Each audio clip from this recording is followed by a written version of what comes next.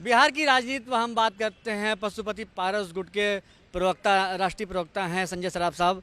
संजय जी, जो खबरें चल रही हैं कि महागठबंधन में आप लोग जा रहे हैं संपर्क में, क्या है इस पर सच्चाई कितनी है? कोई सच्चाई नहीं है।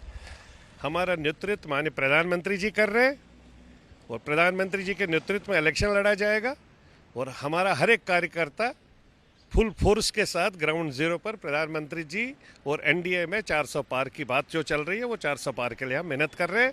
हमारा नेता नेतृत्व हमारे सभी मेंबर पार्लियामेंट साथ में काम करके जिताने का काम करेंगे। और जिस तरह से कल चिराग ने जेपी नड्डा से मुलाकात की थी, कहा जा रहा है कि 5 सीटें उनको मिल गई और जो नाक का सवाल था हाजीपुर, वो हाजीपुर भी ले गए हैं। कोई नाक का सवाल राजनीति में नहीं होता है। राजनीति में कोई भी कुछ भी बोले अच्छी बात है, उनसे मिले हैं बहुत अच्छी बात है। वो भी एक दल है, हमारा घटक दल का हिस्सा है, उनसे मिले हैं, हम भी मिल रहे हैं, कोई ऐसी बात नहीं है। उन सब चीज़ों को हम लोग ज़्यादा इंपॉर्टेंस नहीं देते। वो उनको जो मिला है बहुत अच्छी बात है। तो हाजीपुर छोड़ने के लिए आप लोग तैयार हैं? देखिए, जब तक हमारे साथ फाइनल बातचीत नहीं होती है और एनडीए नेतृत्व पूरी प्रेस वार्ता में हम सबके साथ में वो भी बैठेंगे, हम सब साथ में जब आ जाएगा तो आपको पूरा पता लग जाएगा। कोई दिक्कत थोड़ी है उन चीज़ों में।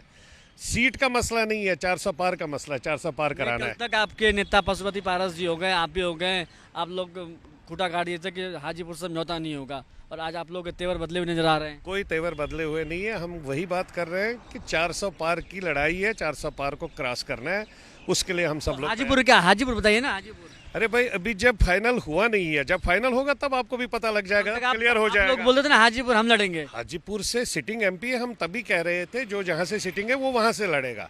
तो अब नेतृत्व जिससे फैसला लेगा बैठ के वो वर्कआउट हो जाएगा। वो बात चल रही है, उसमें कोई दिक्कत नहीं है। लेकिन कल जिस तरह से चिराग का बॉडी लैंग्वेज आपने देखा हुआ, अच्छी बात है, बॉडी लैंग्वेज होना अच्छा है। छोटा है, यूथ नेता है, हम लोगों का ही वो भी बच्चा है, हमारे परिवार का ही हिस्सा है, तो कोई दिक्कत नहीं है।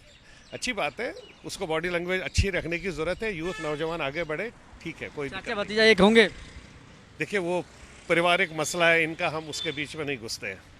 हम लोग चाचा भतीजा जो फैमिली है, वैसे यहाँ पर चाचा भतीजा कोई नहीं बोलता। यहाँ बोलता छोटा पापा, बड़ा पापा और मंझला पापा। तो इसलिए यहाँ पर इस परिवार में कभी भी आज तक नहीं सुना है कि वो चाचा है वो भतीजा है। मंझला पापा का बेटा है, इसका छोटे पापा का बेटा है, बड़े पापा का बेटा है। Thank you. हाजीपुर में अब तक आपने कुछ नहीं कहा। सब सीटों पर फाइनल हो जाएगा प्रॉपर तरीके से, और कोई टेंशन नहीं है किसी चीज़ का।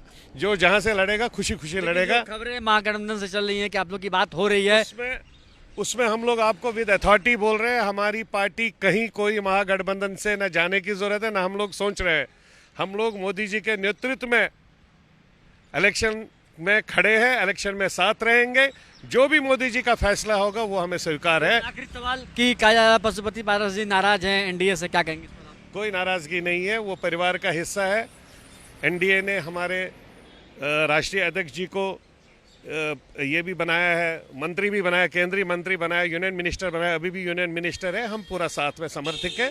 आपस में नाराज परिवार में नहीं होते हैं। परिवार में नाराजगी, खुशी अपने परिवार का जो नेतृत्व होता है वहाँ पर कोई कमी नहीं है, कोई दिक्कत नहीं है। वहाँ से पूरा प्यार, स्नेह और इज़्ज़त आबरू जो उन्होंने दी है वो इज़्ज़त आबरू बरकरार उनके वहाँ से उनका आशीर्वाद बना रहे, आगे भी बना रहेगा। आप देख रहे होंगे हमारे यहाँ शादी विवाह होता है तो ऑनरेबल प्रधानमंत्री जी वहाँ पर आशीर्वाद देने आते हैं, तो इसलिए कोई दिक्कत नहीं है, सब ठीक है। All is well. All is well, all is always well. तो जाहिर सी बात है, कल जिस तरह से पशुपति पारस हो या संजय सराफ हो, पशुपति पारस गुट लगातार दावा कर रहा था हाजीपुर सीट को लेकर, लेकिन अब उनके जो तेवर हैं वो ढीले पड़ चुके हैं। कैमरामैन ऋतिक के साथ सौरभ तिवारी, सुदर्शन न्यूज, दिल्ली।